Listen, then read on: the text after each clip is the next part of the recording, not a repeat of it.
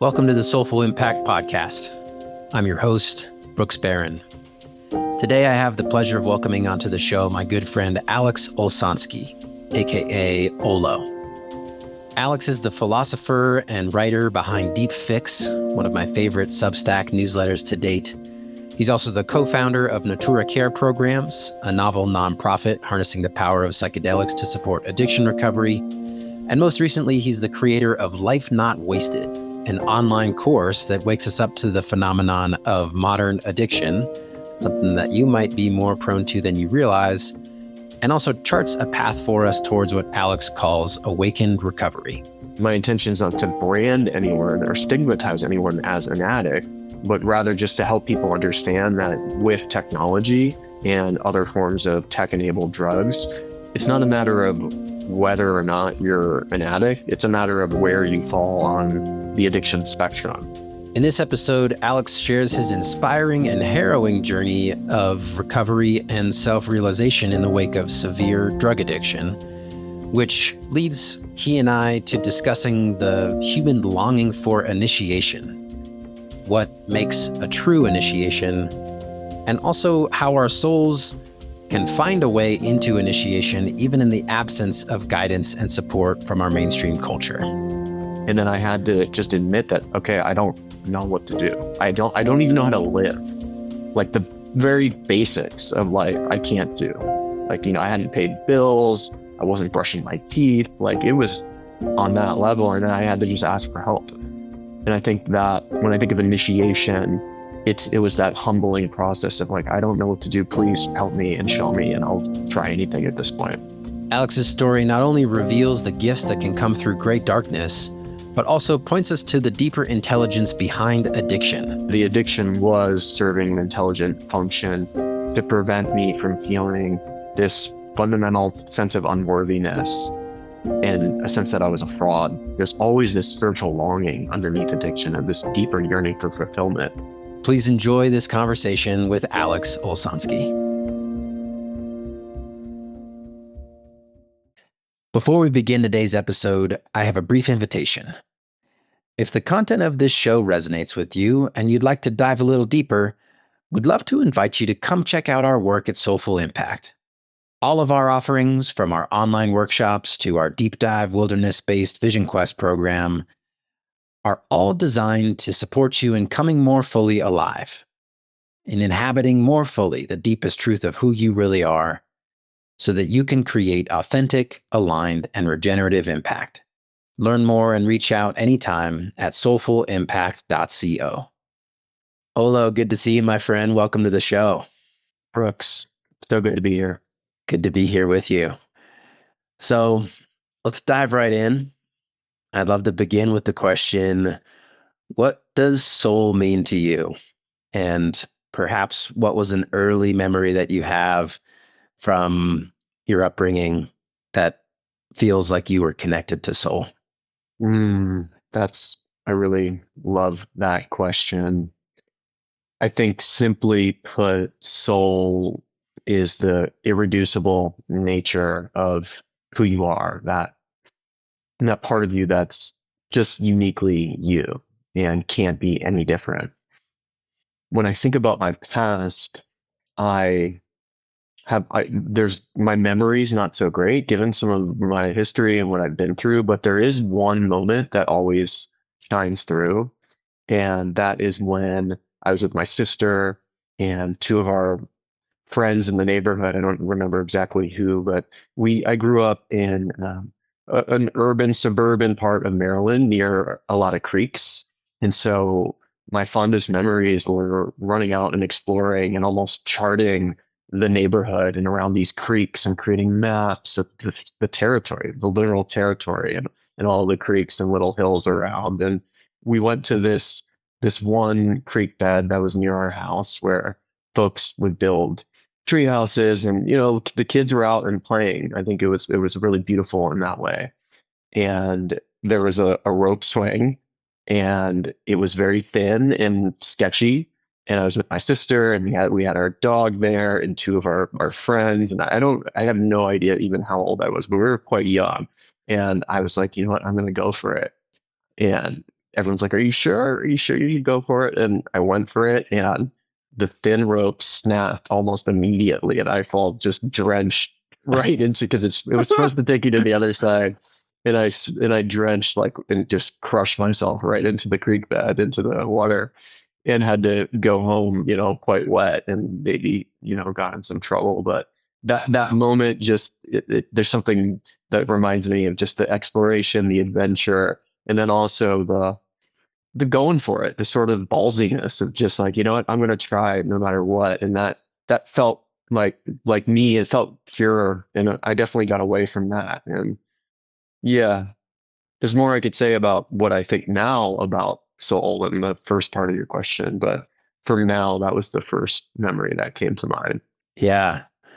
Well, we'll definitely have time to get into more of what you think now, but let's just linger with the memory for a moment because that's such a beautiful scene, and I love that that's what came up for you around the question of soul because, in particular, I appreciate, yeah, like you said, the ballsiness, the going for it, the sort of almost reckless abandon. These are sort of qualities that sometimes, that often actually, as we mature, perhaps even in healthy ways, we kind of learn to moderate, right? But then there is that essence to them. There's that beautiful way that freedom and uh yeah, abandon actually connect us to a deeper truth inside. Yeah, and there was this fearlessness, this very wild boy energy. I had a lot of wild energy. I ended up getting in a lot of trouble, and being rather active and a little bit of a class clowny type, despite taking academics seriously and whatnot. But in my neighborhood, yeah, I really look fondly at those times. It was a townhouse development, so nothing crazy, nothing fancy, but we all the kids would come out and play and explore in the neighborhood. And part of me almost yearns. I just hope that kids, and I know they are, but part of me hopes that kids are still getting that experience today. But we would do things like play kickball in the cement parking lot of the townhouse development, and we would slide into the bases in the cement. We Oh were my like God. going for it, just wild kids. And or even when razor scooters can't, we would skateboard and rollerblade, and then the razor scooter, if you remember that trend. And I'm only slightly embarrassed to admit that we would be jumping sets of 7 stairs on razor scooters, trying to do tail flips or, kick flip type things. And yeah, so there was a sense of just adventure, and really going for it. Yeah, play. Play is the word that comes up for me, and yeah, and just the way that also being outdoors and in nature, or even non-concrete, but that being outside can really facilitate that openness to play. Yeah, yeah. And I think you're right that the that same energy stays with us. And sometimes we redirect it, sometimes we lose it, sometimes it goes into more nefarious pursuits. But it's there. Yeah.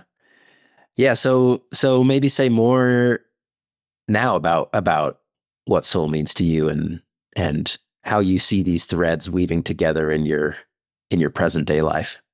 Yeah.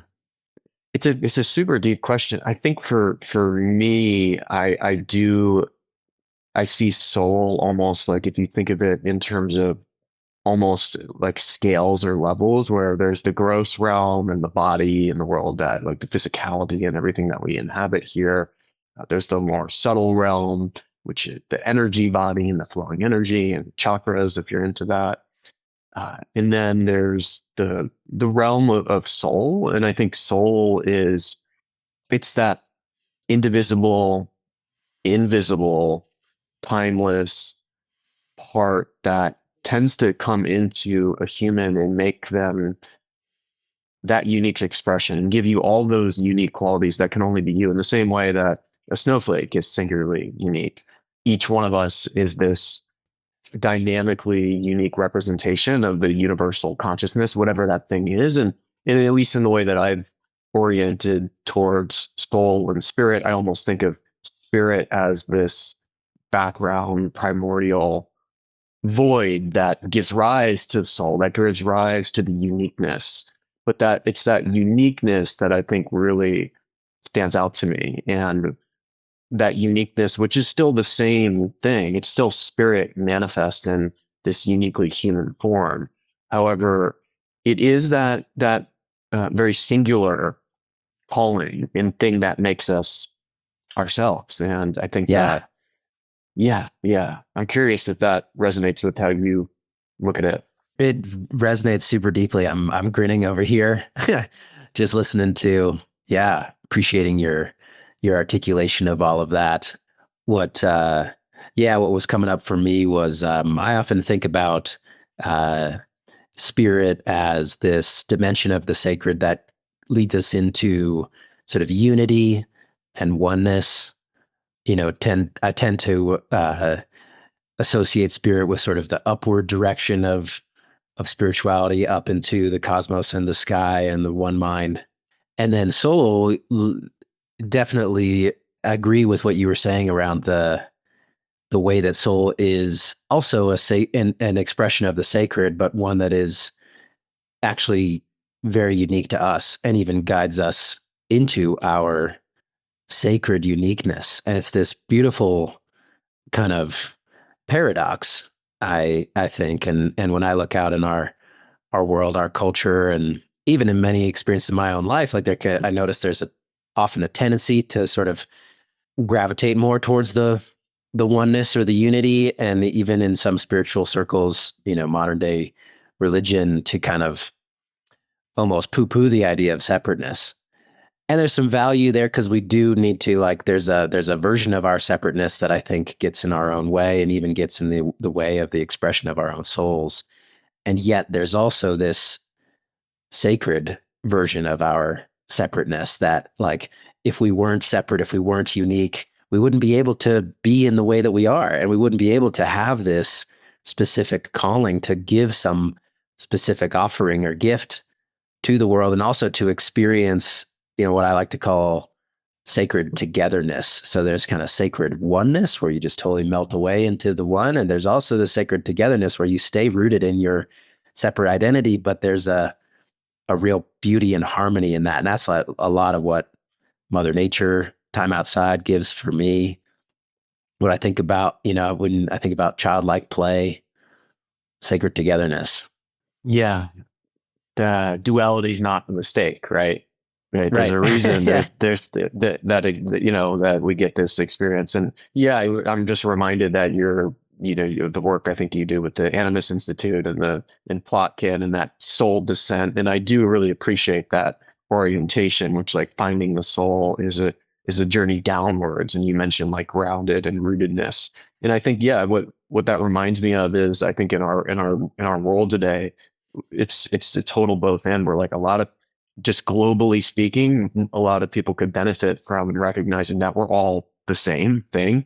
And Mm. yet at the same Hmm. time, right, we're, as you just put, we're just this so unique. And the more people can tap into that individuality, there are enormous benefits for really getting in touch with just, like, what's uniquely me and what's uniquely mine to give, and what are my strengths and weaknesses, and what's my character like in this sort of grand story that we're all part of.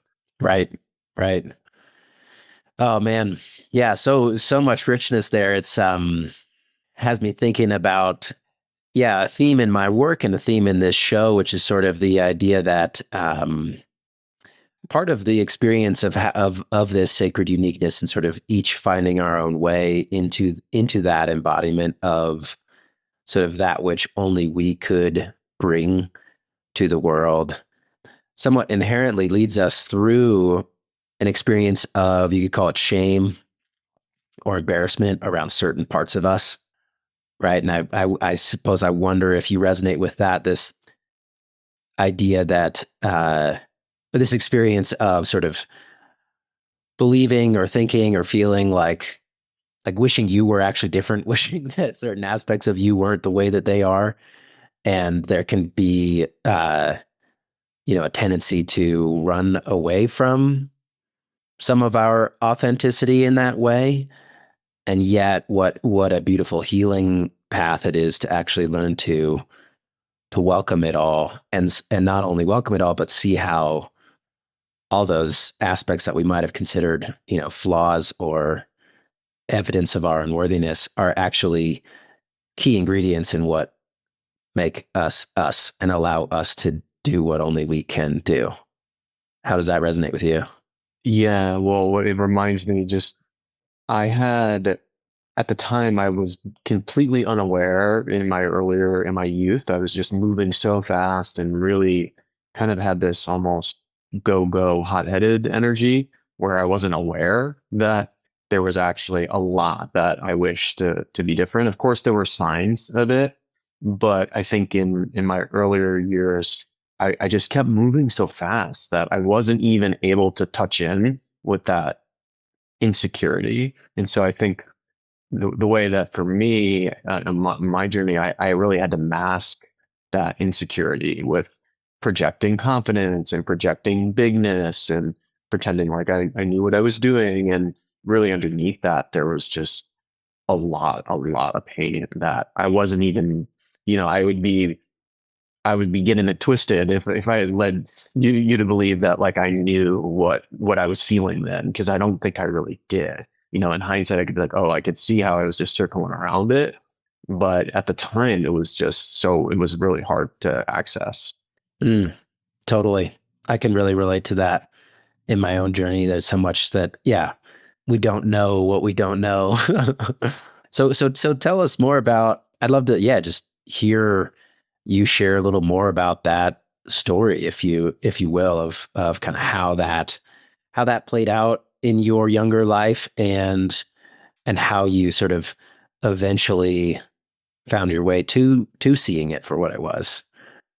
Yeah, well, It was a it was a long, meandering journey, but I'll try to at least get the clip notes of it. Where as a kid, I at a young age started drinking and smoking, and then that very at a early escalated into psychedelics, and then even a lot of harder drugs like opiates and whatnot. And I So early age being like, how old were you when you 15, 14. I think we started I think we really got I was about 15 when we started smoking weed.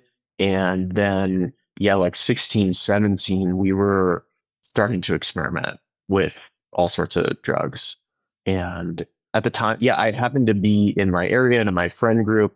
We happened to just have a lot of interest and for whatever the reason was, a lot of access to drugs. And like, by the time I was in high school, I was, selling weed and out of my locker and nothing crazy, right? Just like the way that a lot of urban white kids do. But that's what I was doing. And I carried that into college, and I went to a college I went to Dartmouth College, where I felt really fortunate to have gotten in there. And when I looked around, I found myself surrounded by a lot of wealth, a lot of status, a lot of really talented, smart kids. And I I think I was actually deeply insecure about that and my place in that.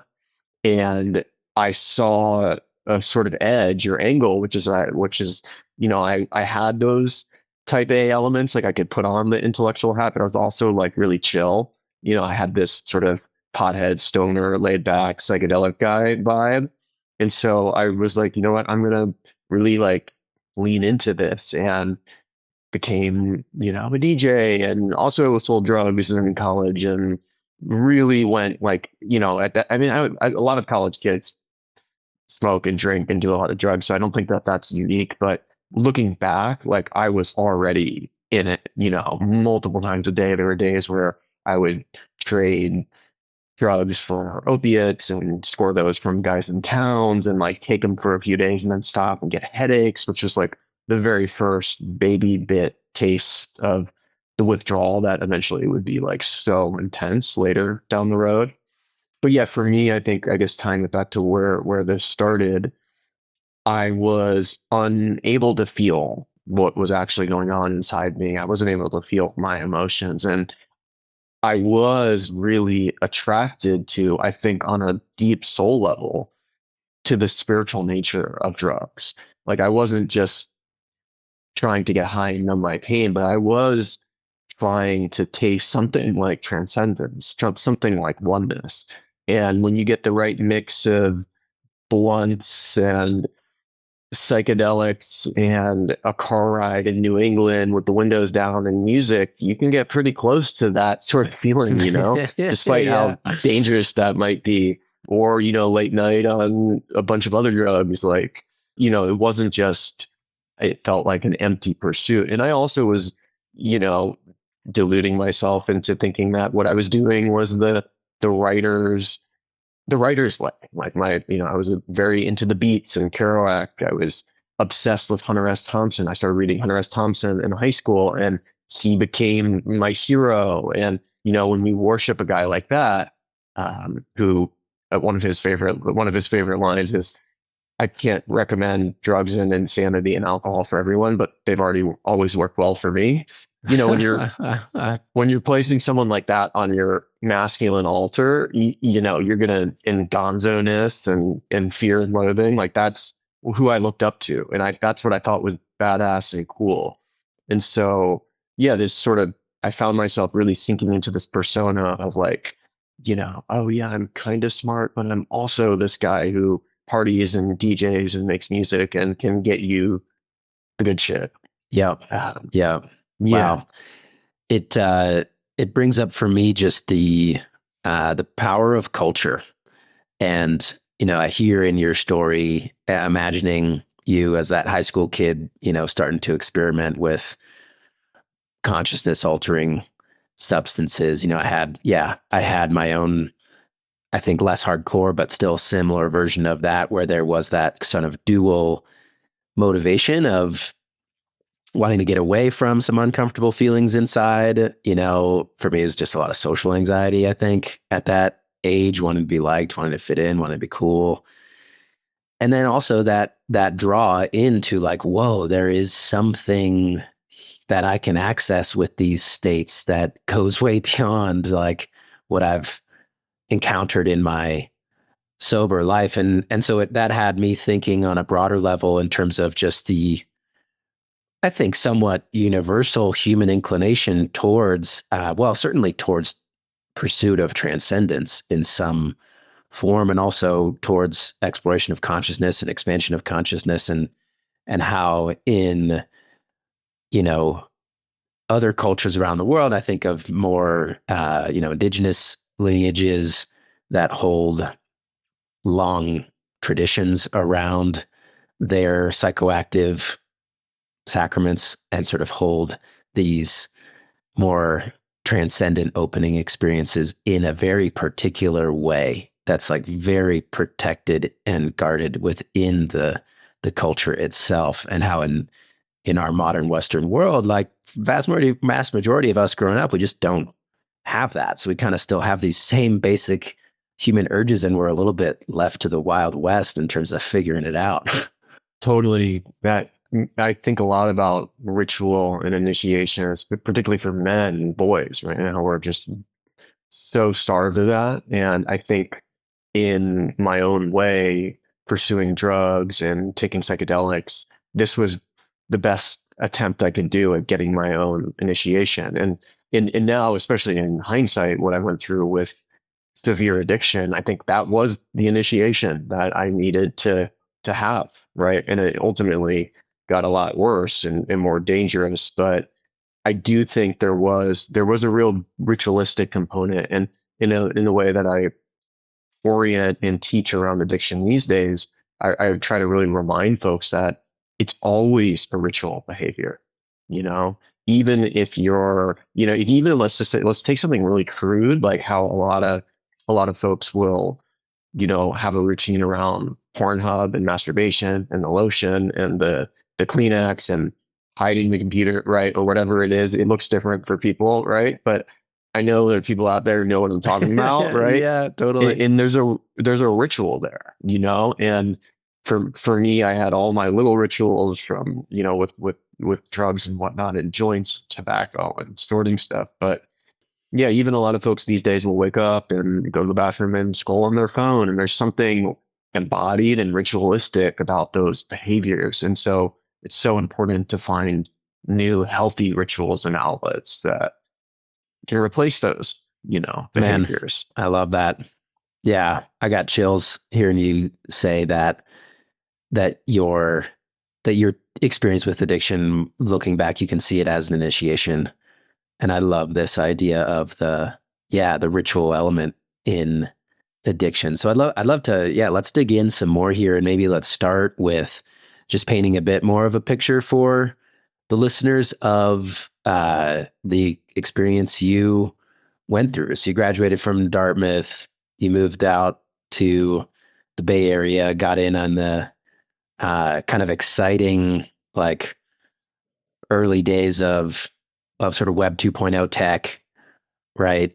So yeah, and then also we're sort of deepening in your addictive journey. So yeah, tell us more about what happened. Yeah, I moved out to San Francisco because I just, something about from the East Coast, and something about California just really called me. And I was, I know Manifest Destiny has its issues, but there was something, there was a spiritual calling in that, right? And just and for me, it's not about conquering and appropriation, but more about just, the West, and like my first visits to the West, like there was a soul beckoning to be like, look at this big land. There's something for you here. And so I came out to California, and then, yeah, I sort of stumbled my way into tech in the early days. And this was the early days. And, I worked at a couple companies, but I worked at Twitter from 2011 to 2015, roughly. And this was the glory days when we thought that we were a force for good in the world. And frankly, we had some evidence to support that thesis, right? Where at the time we at least felt that there was evidence, like whether it was the Arab Spring, using tweets to organize, or many other things that were happening around the world. And it was a really exciting time when celebrities were coming by our office. All my friends wanted to work there and be in on it. We had the 3 meals a day that Google and all those other cool companies in the Bay did. And yeah, like throughout this time, and even prior to that, basically I was, on the one hand, building a career that looked okay. And, if you looked at my LinkedIn profile, I'd be like, oh, this guy's got it together. And even the persona that I presented, the persona that I tried to present to my colleagues, and I was able to do okay. And yet, on the other side of this, basically the part of the journey that started, that I mentioned around college, just intensified. And when I came to California, I basically discovered the Tenderloin, which is this part of San Francisco where there are a lot of folks down on their luck. And it's also something like, it's just one of the most lawless places west of the Mississippi. There's a 5 block area where essentially you can score any drugs that you want at any time of day. And it's definitely dangerous, but it's also surprisingly not that dangerous. And if you're, a little bit of a hustler guy who can slip into situations, which is something that I've always had. And yeah, and so when I kind of discovered this, that's when my disastrous love affair with Oxycontin and Xanax and a whole sorts of other pharmaceuticals really intensified. And basically, I was, on the one hand, yeah, so I had this career that I was building in tech and native digital advertising and scaling revenue, teams and whatnot. And on the other hand, Which, this by like the way, intense. sorry to interrupt you, but I think it, like, from where I sit, like, that career from the outside looks like more than just doing okay. Like, you actually, I look at that, section on your resume of, like, riding the Twitter wave from the early days of the sales team all the way through the IPO. And I think there's a narrative that runs through my head that's like, oh, wow, he had sort of, like, made it to the top. He was, like, performing in this scene that was, like, the center of so much at that time. And yet there was this other side. Yeah. Yeah, that's interesting too. That's your perspective. And I mean, like, yeah, I don't want to. It's tricky because I think I was doing, I was getting promoted. I was doing well. I was engaged in company activities. I've always been a more outgoing person. So it wasn't like I was just like hiding and, doing this alone. I was, you know, for, I think that, in hindsight, there are probably a lot of employees and I know from my friends and colleagues and former managers who know me now who are like, fuck, it was so obvious. I wish I had said something. But then there's probably a lot of other people who was like, yeah, he's kind of got some anxious energy, but seems to be, moving deals and getting things done. And, he's a nice guy. Right. And so you're like, I was doing okay. And I think that's the scary thing about this. And I know there's a lot of people like this. Like there's a lot of, because I know now, especially with the work I do, like, founders, executives, really talented people who are intensely, quote unquote, high functioning addicts. And this sort of like idea that you can use, and at least the way I was using narcotics was for performance enhancement, right? Like I was, tons of Adderall and sometimes even cocaine during the day, Xanax to take the edge off, a constant regimen of opiates to just smooth everything out and make it nice and buttery, right? Sleeping pills at night, tons of coffee, right? Other experimental stuff that I'm not going to, talk about, but it was all in service of this career. And so like for me, I was really singularly obsessed with trying to make it, trying to prove that I was worthy and that I had found it. And so I think there was just this intense psychic sort of split happening where, if you met me, maybe you wouldn't have suspected, but behind the scenes, yeah, it was pretty bad. And I was waking up with from an early age. I mean, I worked at Salesforce prior to Twitter, and that's when I first started waking up in the morning with like debilitating withdrawal and cold sweats, and was like, what the hell? This isn't supposed to be happening. Like, how did I get in this position? And I didn't know what to do. And so I started cold calling doctors, and just because I thought I had strictly a physical problem, right? Oh, I've taken too many of these pills and now I have a physical reaction to them. And a doctor can help me with this, which is to say the idea of going to meetings or I definitely was too scared of going to treatment because of the shame of what if everyone found out. And so I was always trying to secretly manage what I knew was a pretty bad situation I got myself in. And I was trying to, so I was doing this sort of like quasi outpatient treatment and therapy in secret, out of pocket, ensuring that no one found out. So there was a lot of like secrecy and shame, tied up in it. Oof. Sounds exhausting. Right. That's, yeah, it was a lot. It was a lot. And yeah, looking back, especially sometimes like now images will come up of just how I used to, yeah, run out of the office and ruffle my hair, untuck my shirt because we were wearing kind of flannel shirts tucked in with the jeans and the desert boots. That was sort of the tech bro uniform, and I would like untuck my shirt, ruffle my hair, pocket my employee badge, like light a cigarette, and just like walk in the Tenderloin. And you know, but the energy underneath that was like when I feel into that energy now, it was literally just a boy like so scared and like almost psychotically like frantic looking for some help.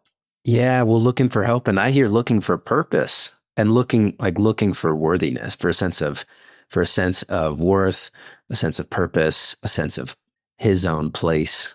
Yeah. Yeah. That resonates. Yeah. Worthiness. Yeah. Purpose.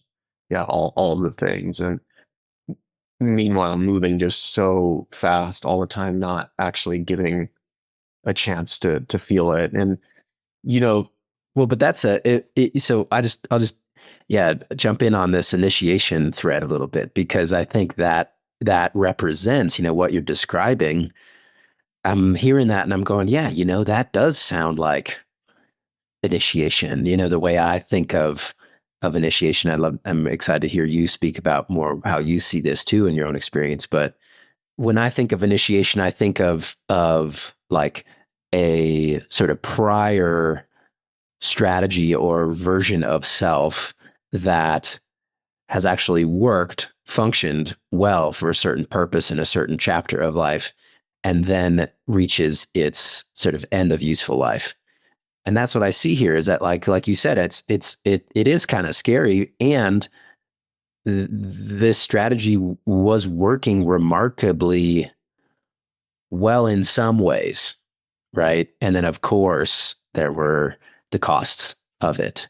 And that's a familiar theme, to me in my work and on this show of sort of this way that our, maybe we call it more of our adolescent stage of being where we are pursuing kind of this desire to prove ourselves and earn our keep, earn our worth, and more or less like find whatever way we can to get that accomplished.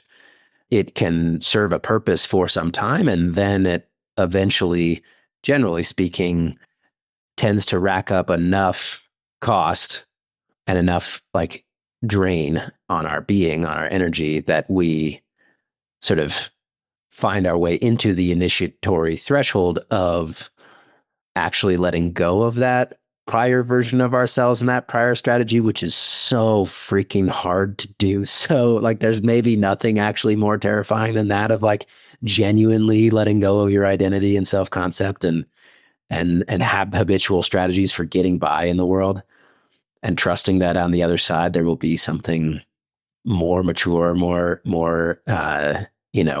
developed and sort of high potential. So, yeah, how does that land? And maybe say some more about how you see this experience as an initiation. Yeah, that's really well said. What it reminds me of is just that there's always, I think addiction is very misunderstood. And there is always an intelligence to the addiction, a deep intelligence. And usually that intelligence is serving a function, like you mentioned, to avoid feeling something that is scary or that we're not ready to feel. But also in at least from I take a lot of solace in Carl Jung in his depth perspective, which is that like our psyche will repeat the same patterns over and over and over again until we're ready finally to learn the lesson, which is which is what our soul is meant to learn, which is in a nutshell is part of that individuation process. And I think for me, that repeated, because I also I tried many times to go cold turkey. I tried treatment. I went on Suboxone therapy to get off opiates. I was making efforts to stop, and it wasn't until I finally hit my bottom and a whole host of things came to basically got a lot. I had, everything started crashing where I lost all of my wealth and put myself $90,000 in debt, $96,000 in debt exactly. I, started crashing cars. I ran out of money. I was pawning electronics. My marriage to my then college sweetheart was falling apart. And so I started to loot, and then I wasn't able to keep a job. Right. And so the career that was supposed to make everything okay, right, I started to not be able to hold it together. And yet, because of my track record and background, I was still able to land like job. But I went through a string of several jobs where basically I was just this huge hot and a huge mess, like in such bad withdrawal because I was out of money and, doing whatever I could to get my next fix. And so it was this really, yeah, like the severity of the intensity of that addiction, like is kind of unique for paired with the work that I was still managing to do at the time. Where like I was pawning electronics and buying a stolen car at one point. There's like hardcore stuff that, someone like me is ostensibly wasn't supposed to be doing.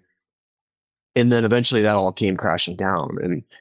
And so when you talk about like surrendering the self concept, for me, when I really think about the initiation, like whether it was the childhood I mentioned, the college, or even the lapse around the tenderloin, there was that initiatory aspect. Like there was that almost like ritualistic dance, but the true initiation happened when I hit my bottom in recovery, where I was out of job. At the time, my ex-wife had made it clear that she was, this is not working any longer, and which felt like a 1-2 gut punch. And I had no money. I had taken out loans to get drug. There's no more money you could find, and that's the thing is like you can keep going if you have endless access to money, and that's why a lot of folks end up dying, I think, with addiction. But I had run out of money. My health was a wreck. And at that point, then I was really forced to look at, whoa, what's left? Who am I? Because I've lost all these things that I thought were important to me. And I was feeling so much shame and embarrassment because I couldn't keep up the illusion any longer that I had my shit together. Right. It was pretty obvious to my friends, even colleagues, even the LinkedIn now was starting to get a little sketchy. and so and so for me, the real initiation happened then. Is like when I went to, I went back into treatment. Started going to AA meetings multiple times a day, just in tears, like not knowing what to do. And in fact, it was a lot of the men in those AA meetings who were like, "Hey, I'll show you what to do. I've been through this. I've navigated divorce. I've navigated lost So you jobs. finally found some mentors. Yeah, I mean, in that was the moment where I think, yeah. So when I think of the initiation, for me, that was it, where I had to be taken to I had my soul, and I love the way you orient around this, Brooks, is like my soul had plans that really tried to disrupt my ego, right? And what that forced was basically me to chase everything and then to lose everything. And then I had to just admit that, okay, I don't know what to do. I don't even know how to live. Like the very basics of life, I can't do. Like, I hadn't paid bills. I wasn't brushing my teeth. Like it was on that level. And then I had to just ask for help. And I think that when I think of initiation, it was that humbling process of like, I don't know what to do. Please help me and show me, and I'll try anything at this point. Beautiful. Man, I love that. Just that way of distinguishing what makes a real initiation or a true initiation, right? As opposed to maybe sort of an incomplete one or a partial one. The humbling, the aspect of being humbled. Like a real initiation has an unavoidable result of a deep, deep humbling. And I think that's a crucial like aspect because when we talk about the plans of our ego being disrupted by the deeper agenda of our souls, right? Like and that is certainly a huge way that I orient around the idea of initiation, and especially, specifically soul initiation, kind of being initiated into the path that our souls came here to this lifetime to walk. It requires the ego being humbled. It requires that like, kind of full obliteration of whatever plans, whatever strategy, whatever goals your kind of uh, egoic self is grasping to, simply by virtue of the fact that ego cannot see what soul sees, right? Yeah. Yeah. I mean, and this is where in hindsight, I have complete confidence and clarity that that was exactly what needed to happen. And I have so much gratitude for it. And it was a grueling process, especially in the early days because I was still on medically assisted treatment and basically in withdrawal from opiates, amphetamines, and benzodiazepines. And so I had to go through a year of basically feeling awful every single day and just saying the serenity prayer, praying. And this is when I got into meditation and other forms, and just doing my best to try to actually be a normal person who's sober, not using anything, not distracting from what's there. And so that what you talked about too with the true humbling, I know Bill Plotkin, he mentions a lot in his work that that a lot of people think that they've been initiated or that they've gone through a proper ego death, but before then they work with him. I don't remember the exact phrasing, but his take is that most people actually haven't who think that they have. However, I feel pretty damn sure that what I went through was was a proper humbling, and that changed the course of my life, and so yeah. Yeah, yeah. I think Bill Plotkin, he definitely sets a high bar.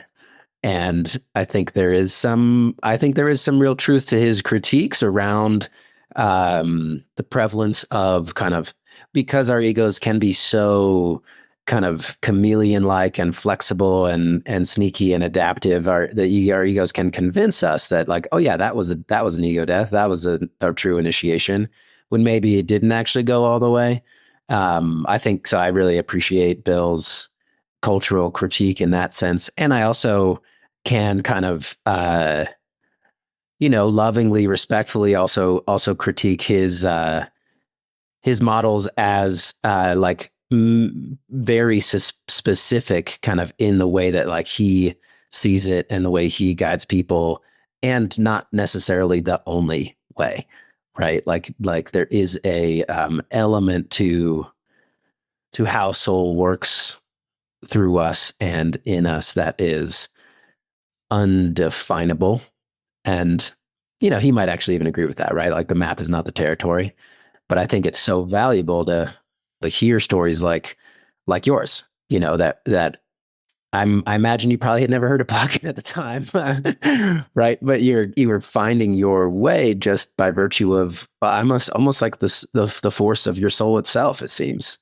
Yeah, that's well said. And I'm with you. I think his critique is spot on. And even I can admit that what I went through it feels like very true to my experience, was a proper initiation. Yet there were deeper layers of the self concept that still needed to be unraveled that came later through psychedelics and meditation, right, like the true, like seeing through the true nature of illusion and whatnot. So I do appreciate what he's saying, and I think that, yeah, he sets a really high bar, and maybe and you can just go all the way there, but at least in terms of the direct experience of feeling ashamed, feeling embarrassed, feeling like literally all the things that I thought were valuable and that I worshiped, right? Health, wealth, status, like losing those things was almost, was quite potent. And, yeah, yeah.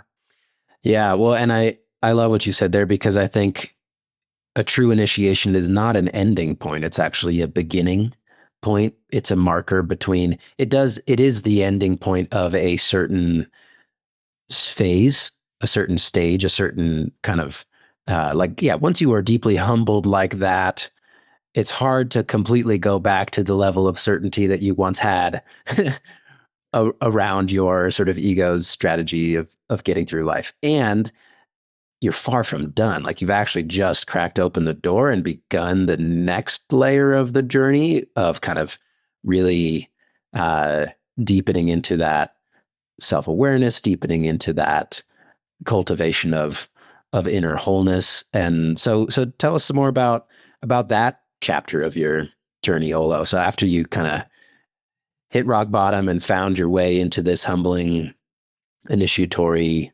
reset, yeah, just love to connect the dots for folks between kind of that time and where you are today, and what has been particularly supportive for you in finding your way since then. Yeah. Well, I love what you said about initiations really being the beginning, because that was the case for me. Absolutely. And then I think that's spot on. Well, at that point, because I had no other choice, I plunged myself into recovery. And so when hardcore AA did the steps, that community was enormously helpful for me. I then found my way into Buddhist based recovery, which was also incredible. And then I felt like I hit a bit of a plateau, which can be really common, particularly for folks who do a lot of 12-step work. Even in the Buddhist faith community, there's something that I felt was missing. And while the Buddhist-based communities in recovery were what were the Dharma punks, and so there were people who were really like into heavy metal and full body sleeves of tats, and I loved those guys and studied under Noah Levine and others, but it just didn't feel like my people. And so there was a part of me that was like, wait, this can't be it for me, right? I can't. Am I just going to be going to a meeting every day for the rest of my life? And meanwhile, I was still, despite being conventionally sober and having the gifts of recovery come back online, I still found myself really habitually dependent on screens, on tobacco, on other forms of, porn, and just think like basically all these modern kind of addictions that didn't feel like this was it. It didn't feel like I was anywhere near done. And at that point, I worked up the courage to drink ayahuasca, which at the time, now this was about, I don't know, 7 years, 7.5 years ago. It was quite a different scene in the recovery space where right now people, thank God, know that you can intentionally use psychedelics to aid your recovery. But back then, that wasn't quite the sentiment yet. There was people who were trailblazing in this space, but it very much felt like I was taking a huge risk and jeopardizing everything and something that could blow it. And What gave you the confidence to take that risk? I felt, yeah, it's a good question. I felt in a similar way that I was drawn to California, I was drawn to do it. I felt like I actually, funny enough, going into that first ayahuasca ceremony, I had made it a year completely sober. I had just tapered off Suboxone, which is the opiate antagonist. So the first time in my adult life, for literally since I was 15, 16, I could go without taking anything. I could live my day. And so that was a huge accomplishment. However, I was also thinking like, weed and alcohol weren't really my drugs of choice. Like maybe I can start doing that again. And I was like, I'll do this ceremony and maybe I'll get some clarity on that. And I'll try this psychedelic. And so yeah, I was kind of coming, and that's the truth that I didn't really even start talking about till later, but I was definitely at somewhat of a crossroads. And so I felt like I was maybe ready to leave the sort of like traditional recovery because I was like, this isn't me.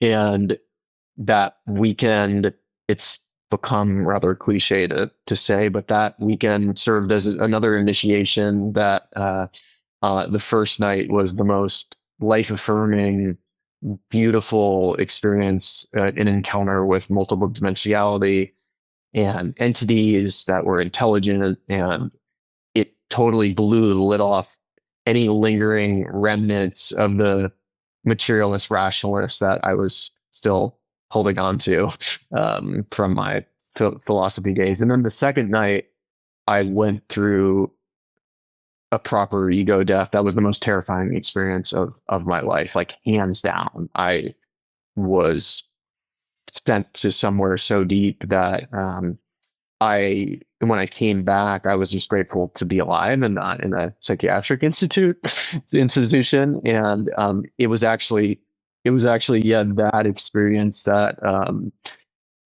really opened something up in me where I was in the, talking about the initiation progressing, where I began to see through like the self in more contemplative terms, right? That the self is illusory and is not real. And that was a fast track experience into that. And so I kind of felt like I was at another crossroads at that point where I could either investigate that state that I opened up inside me or try to bury it and pretend like I didn't just open a splinter in my mind. And I chose to pursue it. And that took a lot of courage to follow it. And I went down to the Amazon and stayed with Bishop Tebow and did that. I did a couple trips down there and dieted plants and really learned and practiced under curanderos for some years. And I should mention that after that first ceremony, I had zero desire to drink and smoke ever again. I was like, why would I do it? Why would I jeopardize this? Like, why would I love how I feel. And so I don't want to change that. And I'm not ready. I'm not ready to. And so that was really interesting and surprising, you know? Incredible. Yeah. And then, so the plant medicine path, deepening levels of meditation and Buddhism, and then the somatic arts, and then that sort of, I'll pause there, and that kind of led to where it's somewhere where I'm like today. Yeah. Wow. Well, it's been a really rich journey that you've had, and so there's obviously a lot there. But yeah, thank you for sharing that story. And I'm I'm moved. I mean, and as you sort of alluded to, it's sort of almost funny how cliche the sort of ayahuasca led awakening stories are becoming in some corners of our culture these days. And yet, wow, just I mean, over here, I'm just feeling such reverence for those plants and that beautiful medicine, and really inspired by how that experience opened up something for you that just totally short circuited the craving for that more addictive relationship with, at least with alcohol and cannabis. That from my perspective, that seems to be, yeah, curious for your thoughts on this as well. But maybe an under talked about aspect of addiction. And I know you do write about this, like the sort of utility that the behavior has. But it's like, if we really want to unwind addiction, in my view, we won't get there fully until we can get to the depth of, well, like, what are you really after? What is the underlying symptomology or need, or that is kind of driving the craving and driving the addictive loop? And it sounds like, at least on some level, this first experience you had with ayahuasca, it like touched something or opened something for you that had been driving perhaps that craving, and then it did no more. Yeah, it was surprising, and I think it wasn't that first ceremony where I really got to the bottom of what led to the addiction, but it did begin a process, particularly that second night, which was so difficult because it was like, where did that come from? Right? Because when people think about ego death or a mystical experience aided by psychedelics, people often think that these are things that feel really good in union and blissful. And you can have that. Like I had that the night prior, but then you can also go to a place that is utterly groundless in a way that is terrifying because it's so unfamiliar, and just a complete shock to your nervous system and your entire scaffolding of mind. And so it was actually that experience where I realized, like, wait, what? Like, where did that come? Like, what is that in me? Is there something wrong in it? Is there something wrong with me? Does this happen to other people? And again, at this time, I was somewhat like I had support, but it was still earlier in the scene, and it took a lot of time and work over the years that helped me understand that state of intense dysregulation and ego death, quasi psychotic terror that I go to or would visit was that same pattern of energy that was underneath the addiction. And it took a lot of time to unpack it. And through this work over the years, I put a lot of other threads together, like, abuse from a fifth grade teacher that I had written off as not a big deal. And all these constellations of trauma and experience helped me understand, to your point, that yeah, the addiction was serving an intelligent function to prevent me from feeling this fundamental sense of unworthiness and a sense that I was a fraud, that I was really faking it and was just doing whatever I could to pretend like I wasn't a small and unworthy. And so I mean, even that insight was it would progress. It's sort of just one thread here connects to the other. And I often tell folks with addiction that, and particularly those, and I now work in this addiction and psychedelic assisted space, that you don't necessarily need to understand the why at first. You don't need to resolve all of your traumas to change. You simply just need to start, right? And then oftentimes the start is just behavioral pattern, basic behavioral change, and then the the why unfolds over time, because it's a deeper question, and one to what you brought up earlier really well, is that there's no definitive answer. There's no endpoint to what led me to addiction. It's a question more than anything. Oh, I love that. Yeah, thank you. Yeah, and I'm hearing that at least a significant kind of aspect of it was this underlying feeling that opened up for you on that second night, as terrifying and destabilizing as it was, that you had the ability to recognize that didn't just come into you from the ayahuasca, more that the ayahuasca sort of opened up something that was already there. Or it sounds like maybe over time you came to see that, and came to see that even if you couldn't fully understand it, you needed to feel it. Well said. Yeah, that's an important point, which is that, and that's something I think that a lot of folks also forget, is that whenever we take any entheogen or anything, it just is revealing what's inside us, right? Like the ayahuasca is in you, or what it reveals is everything that arises within you.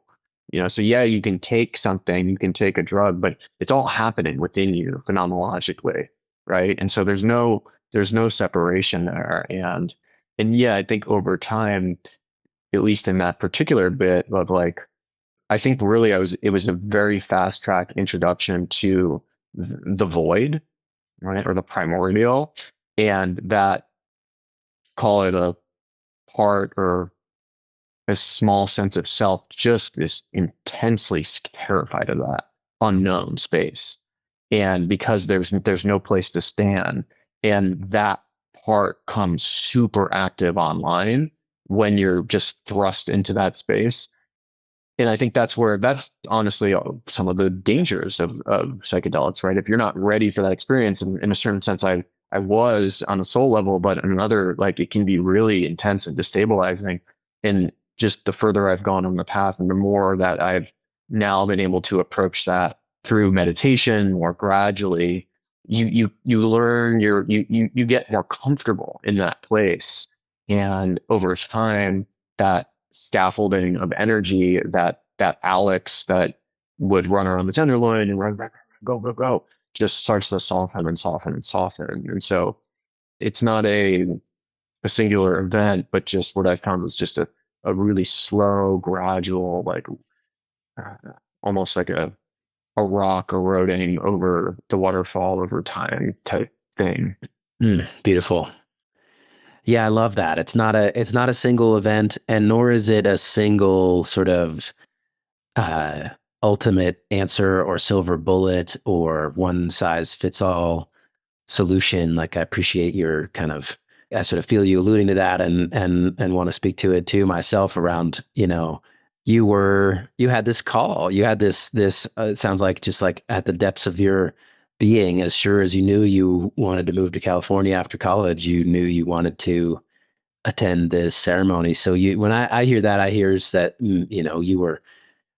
your soul was speaking to you in some way, and you listened. And that doesn't mean that ayahuasca is the answer for everybody, right? Far from it, or that plant medicine is the answer for everybody. It's not. It's we're each, I think, tasked to find our own way through really learning to listen to that deeper part of ourselves. And yeah, and then continuing that over time, right? Like making it a practice, making it a lifestyle, finding the daily and sort of ritualistic ways of imbuing that into our lives, moment to moment, that really kind of ultimately helps us create and kind of stabilize ourselves on a new sort of ground within our being. Right. Yes, you mentioned that but it is a daily practice, afterwards, and it's so important. And well, now I can't help but remember some interesting things did happen to me on the daily practice front. Even after that first ceremony, that's when I really earnestly began my writing career. I studied English in college. I'd always been a writer, but I had been terrified of actually sharing anything. And it was after that first ceremony where I started writing for it started maybe with 20 minutes, 10 minutes, and then we'd work up to hours each morning. And I started just writing my story about what had happened and did that every single day. And then eventually started publishing and sharing it. That's when I really began meditating every day. I became a vegan, which I can laugh about now. I was, vegan and cold showering, but I was hardcore for a while, but it was still really beautiful at that time and really healthy and and for me, that eating was more about ethics and intentionality, and especially when you're studying and working with the plants, a more harmonious understanding of the collective that we're part of, and animal life and whatnot, plant life. And then even back after that, I had been getting really into yoga and I had been trying to learn a handstand. And just after that ceremony, I was just suddenly able to balance in a handstand. So it was weird stuff that happened. And then, so when I talk to most people, when I talk to your average person who asks me about this, what I tell them is, oh, I did this thing. And yeah, it's this weird jungle brew. But afterwards, I started writing every day. My creativity really became unlocked. I meditated every day. I started eating really healthfully. And the habits that were ingrained after that became so fundamental. And so I think I try to focus on those results, which can be quite important. And that's really what we're doing, not to mention, yeah, because when you talk about intelligent, uh, Terrence McKenna, Jester, elves, and entities that you meet, like not everyone's going to get that. Or if you just say that you have an undeniable, unshakable conviction in God, and you just being part of this flow, that's not going to land for everyone, right? And so I think focusing on the results and the daily practice has been something that I Yeah, try to. who are you becoming after this experience, more so than what crazy mind-blowing highlights did you encounter out there? Yeah. Yeah, I love that. So today, now you are, I think, quite a, well, in some ways, I view you as quite an established writer, a real master of the craft. I highly recommend for our listeners to check out Alex's writing, and we'll be sure to share the coordinates. But there is something that there's a way that you can open up a portal in your reader, Olo, that is just so beautiful and unique in the way that, and it's like it's sort of in the way I experience your writing is I feel like I get to know myself better. I get to experience portals through different aspects of my being through the journey and sort of come into some new element of integration through the process. I'm just so appreciating your gift and this thing that you clearly had a passion for, a calling towards for perhaps your whole life, that then you were able to really kind of open up and allow to flow in the wake of this initiatory experience and this tremendous catastrophe from certain perspectives, but it turns out a really beautiful catastrophe in the end. Yeah, well, thank you so much. That really appreciate that. And the writing was immensely healing for me. And at first, I worked up the courage to start sharing it, and I launched on Substack when it was still an early platform. And I was writing about philosophy, consciousness, spirituality, musings, culture, and whatnot. But then 2 years in is when I first started opening up about my addiction journey. And took a ton of courage for me to come out of my shell. And in hindsight, it felt like a big risk at the time. And another quasi ego death to really own that journey. And yeah, it's interesting saying that. I'm just reminded now about how somewhat vulnerability porn has become a thing that has been somewhat exploited and weaponized in the online culture. But for me, and for anyone who is curious about or feels the call to do it, it is there hasn't been anything that's been more healing or impactful for me than writing and putting that energy out in the world and allowing for it to come back and just sharing authentically about what happened. And so that was its own journey in itself, first writing about addiction and then eventually writing about psychedelics and recovery, which felt like another type of having to face the music and summon my courage to speak up about what I was seeing in the space. And yeah, it's funny. I mean, for what all the stuff that I do now, I mean, you heard a little bit about my story, but I work in the addiction space. I write a lot about addiction. If you would have told a younger version that I was writing essays and trying to like evangelize people to, not get trapped in addiction, he would have been like, motherfucker, what are you talking about? Get this loser out of here, And so that part of me is still here too, you know? Sure. Yeah. Well, yeah. And I mean, and the great thing is actually like, I feel that part of you through your writing. Like you integrate him, that like the Dharma punk or, the one who's kind of not going to take himself too seriously and can sort of maintain that, yeah, that somewhat, that sense of abandon, that playfulness. Yeah. It's funny. This is a weird thing as someone who works in the addiction space to admit, but I'll confess nonetheless that at Thanksgiving dinner at a big cousin's dinner at my partner's cousin's house, a couple of these guys were, they drink and party a lot, and they invited me over in the room. They're like, "Hey, you want?" They offered me a line of cocaine. I was like, "Oh, no, sorry," but I was like, you know what? Okay, I still got it. They still think I'm Nice. that guy. And, just because yeah, it was funny, Well, that you funny can welcome experience. and love that. You can welcome and love that part of you as much as you are so completely clear that that's not what you're up to anymore. You're also not like you're not trying to banish him, from your life. And that I think is so key. And I think that'll lead into something I wanted to say around the comment you made about vulnerability. And what I've found and what I just want to offer is for those of you who are thinking about that, see aspects of ways that you could share more of yourself more vulnerably, more openly online or in a public way. Just check and get in tune with what's the motivation to do it and where are you coming from? Because it is tempting and it can get you sidetracked to actually, and it can backfire to sort of be vulnerable for the sake of making a splash or getting the likes or the reaction that you seek in some way versus choosing to share it actually as a like really cathartic element of your own healing journey.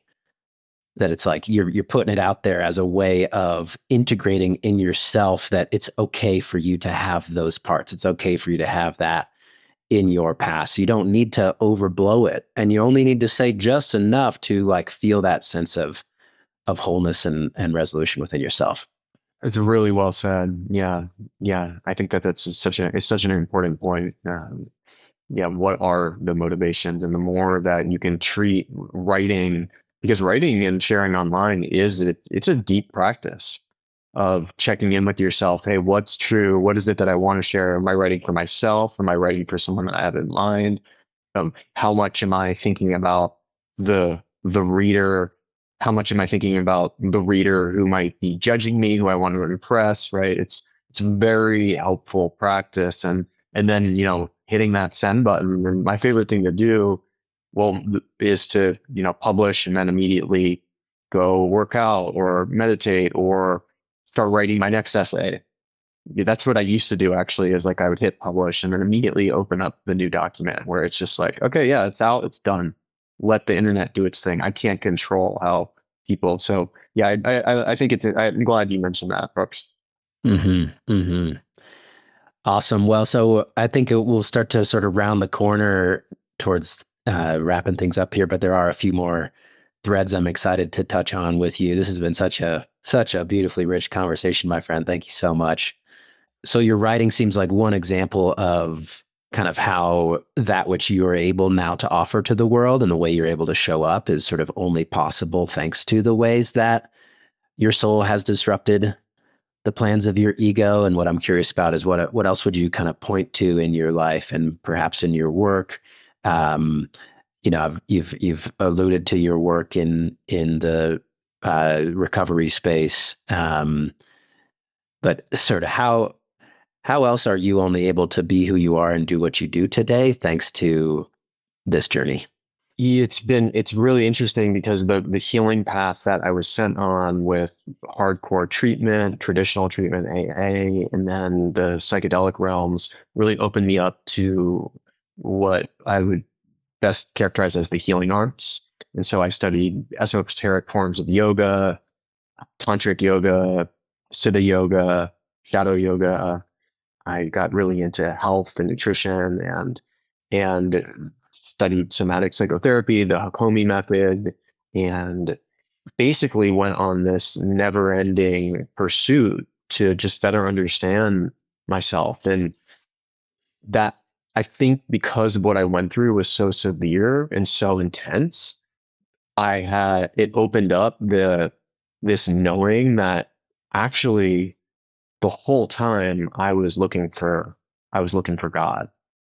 The whole time I was looking for, and I say God not in of course, a Judeo-Christian sense, but I was looking for something bigger. I was looking for something that was inherently spiritual. And throughout all of it, there was a holiness pervading all of it because I wanted to just find, find myself, find that sense of completion or wholeness. And so one thing led to another, but eventually, as the healing deepened and as I slowly healed my nervous system and my neuroses and anxieties and all insecurity, like deep insecurities, body shame, like I had a lot to work through, a lot of things that contributed to that addiction. And then, as I mentioned, even in my recovery, all these subtle ways that it showed up in my life, or navigating divorce and then being freshly single and like, who am I as a man in the dating world, and getting to encounter that side of me and at times not liking what I saw in the guy who showed up. And all of that, forced me and sent me down a road of just intense healing practices and then also just a deep personal spiritual practice.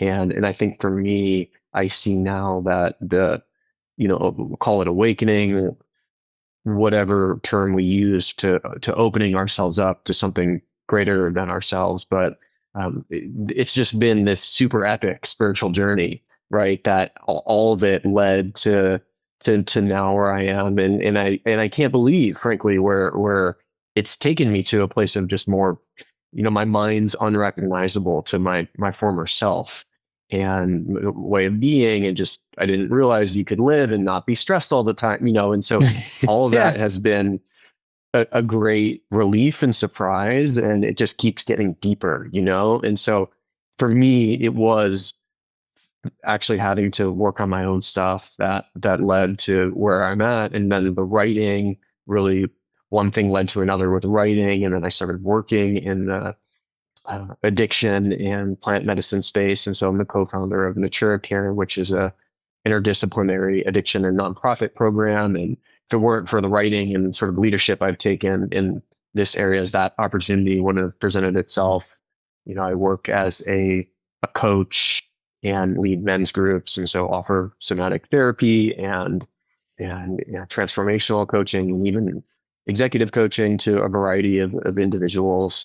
And now, yeah, and so all of this I wouldn't have expected. If you would have told, especially, you know how it goes. You're a Stanford guy, right? Like if you would have told us senior year, when all my friends were going through corporate recruiting in college, like that I was going to be a somatic therapist and you know working in the nonprofit psychedelic space and teaching about addiction, like I just wouldn't. It would have been such a shock.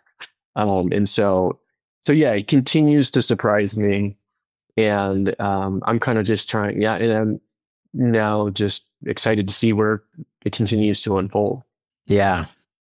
Well, it looks good on you, my friend, and I love hearing you express the way of being is that is kind of that you're finding your sense of place in now, and the way that yeah, who cares what the college version would have thought about, hearing the words somatic therapist. It's like what matters is how that feels for you to do it, and how I mean, I imagine just how beautifully fulfilling and enlivening it is for you to offer, kind of just pass on to others the really hard-earned wisdom that you've garnered for yourself just through your own journey of finding your way into healing.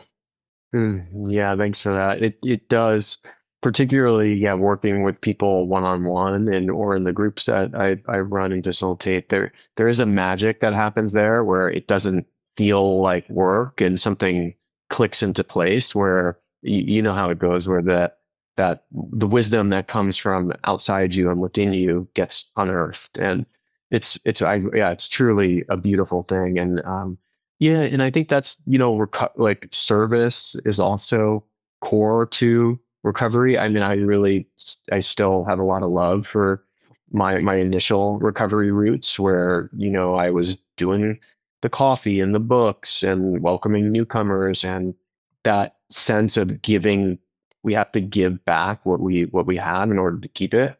Like that really is something that I've internalized, and so now I couldn't imagine doing something different. And yeah, eventually, I mean, I kind of fast forward through all of it, but the soul disrupted the ego and entirely leaving behind, any sort of tech career or business career, and still getting a little taste from some of the founders and stuff that I work with who are in tech still. But yeah, it is amazing just, where the road will take you when you simply finally, after banging your head against the wall so many times, to get out of your own way. Yeah, exactly. Well said. Well said. I love that. So you are in the process of kind of putting some new language out there, some ideas that you have cultivated and honed through your own journey around modern addiction and awakened recovery. I know you have a course in the works around modern addiction, but let's just get just a little taste here around to kind of pull it all together. What is modern addiction and awakened recovery, and could you also specifically speak to why you chose to use the term awakened recovery? Well, I appreciate you mentioning this. Yeah, I have a course that's coming out, and maybe by the time even this episode's out, it's called Life Not Wasted: Waking Up from Modern Addiction. And so modern addiction has been around for millennia. However, in our contemporary society, due to the incessant pull of consumerism, instant gratification, dopamine driven feedback loops, and more, addiction has become ubiquitous. In other words, and then my intention is not to brand anyone or stigmatize anyone as an addict, but rather just to help people understand that with technology and other forms of tech enabled drugs, it's not a matter of whether or not you're an addict. It's a matter of where you fall on the addiction spectrum, which is something that I think is really helpful to think about this, where Brooks, I don't know, for you, you strike me as someone who might be maybe more on the milder end, and there are a lot of people who are super mild who maybe have like only a little Instagram habit or Yeah, I've got my vices for sure. okay, yeah, right. Well, everyone's different, and however, like today in our contemporary society, there are a lot of people who are using their phone 6 hours a day. In some cases, it's very common, especially for younger people, to use their phone 9 hours a day, right? And so, not to mention pornography and gambling and all these other ways that we're basically ensnared in constant distraction. And so I like using the term modern addiction to help people realize that addicts are no longer just the people huddled up on the street. or the mom sneaking drink before the PTA meeting. But it's something that really touches us all. And we have to work actively to ensure that we're not just getting sucked into sort of this machine of consumption and distraction. And the other thing with that is that there's always an intelligence to that function. However, if you're not able to get in touch with that intelligence, in the same way that whether it's screens or cannabis or jewel, and by the way, there's so many wildly potently engineered strands of cannabis, or even other forms of narcotics, from Adderall to Xanax. Your life will kind of reciprocally narrow, and your perspectives and the sources of joy or fulfillment will wither along with it. And so, my hope is just helping people realize that if this is something that affects us all, we all could benefit from getting some recovery or working against that. Yes. So hence awakened recovery.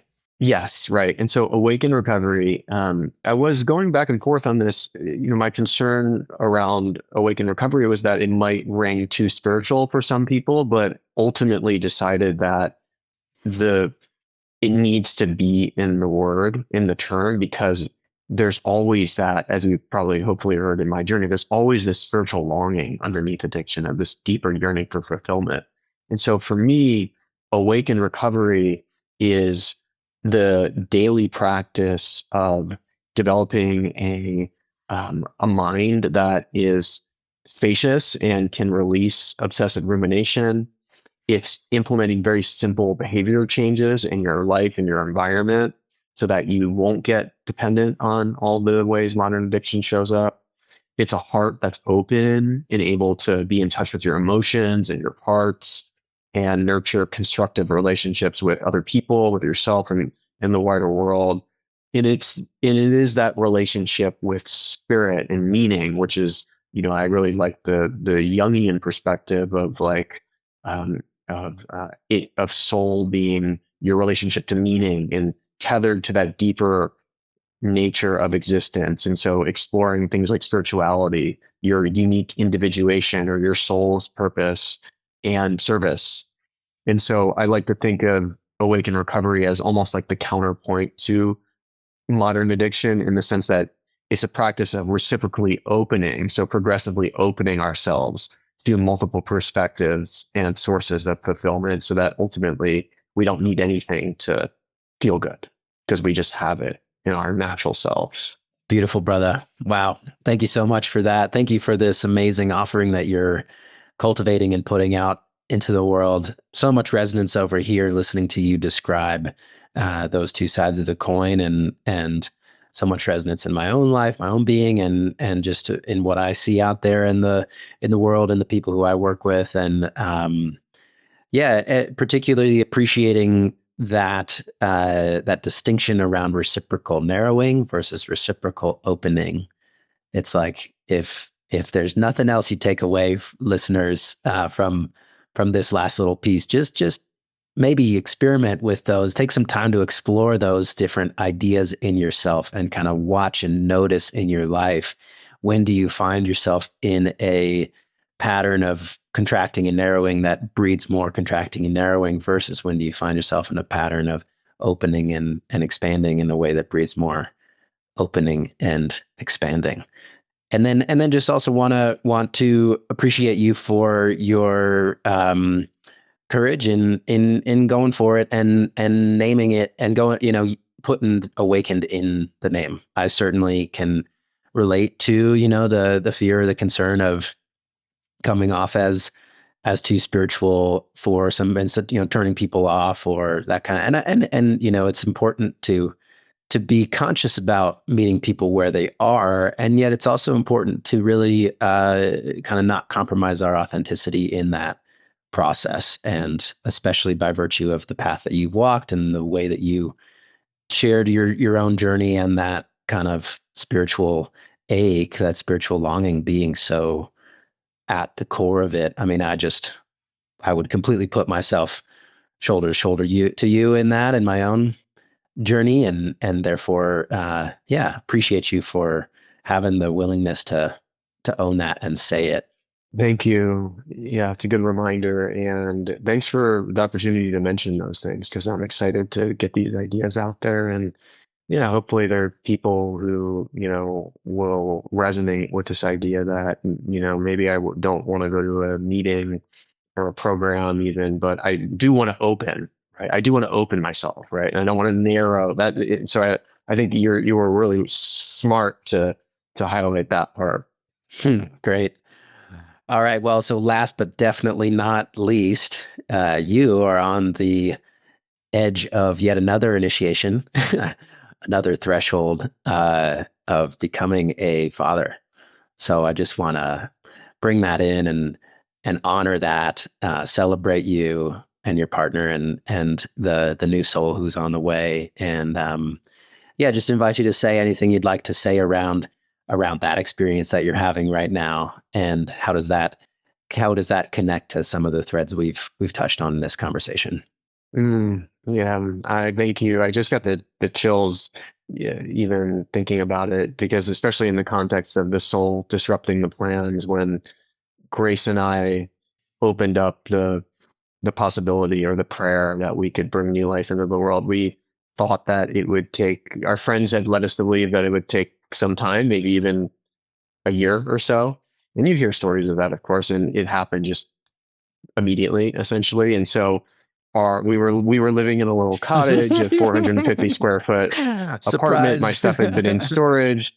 I spend a few months a year in Costa Rica, kind of like living nomadically. And so, yeah, I'm here doing this call from an office in our new home. And so, talk about disrupting our plans. We both were not expecting it, but it's what a gift and what a blessing. And I feel so fortunate to have Grace, my partner, and you mentioned the new this soul that's coming into the world, and that's something I've really been trying to connect with, especially when we're cuddling in the morning and I have my hand on her belly and can feel the baby kicking. There's something just, well, one that's just, I don't think I'll ever get tired of that feeling. It's something so sweet and heartwarming, but this sense that like just so much curiosity, like who's this being gonna be?